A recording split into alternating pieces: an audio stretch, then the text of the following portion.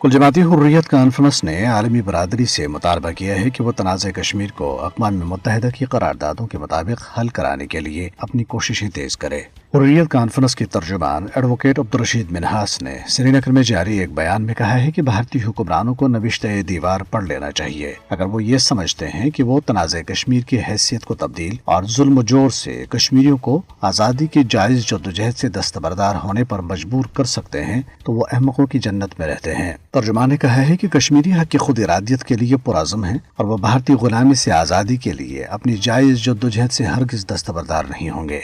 तर्जुमान ने भारत पर जोर दिया है कि वो ज़मीनी हकीकत को तस्लीम करे और तनाज़ कश्मीर के पुरअमन हल के लिए इक़दामात करे। कुल जमाती हुर्रियत कॉन्फ्रेंस और दीगर जमातों ने जम्मू कश्मीर लिबरेशन फ्रंट के चेयरमैन मोहम्मद यासीन मलिक की बिगड़ती हुई सेहत पर गहरी तशवीश का इजहार किया। मोहम्मद यासीन मलिक नई दिल्ली की तिहाड़ जेल में गैर मुअय्यना मुद्दत की भूख हड़ताल पर हैं, जिसकी वजह से उनकी हालत गैर हो चुकी है।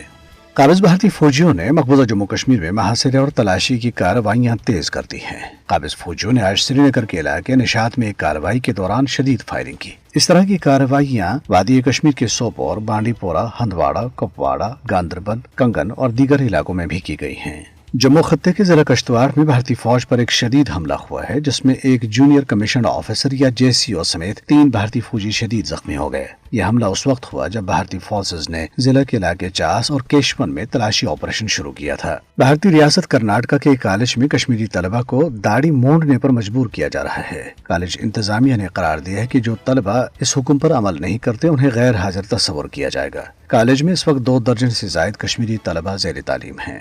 भारतीय सुप्रीम कोर्ट के साबिक जज जस्टिस मार्कंडे काटजू ने एक्स पर एक बयान में भारत में नफरत को फरोग देने, खासतौर पर मुसलमानों और ईसाइयों को निशाना बनाने पर वज़ीर-ए-आज़म नरेंद्र मोदी को शदीद तनकीद का निशाना बनाया।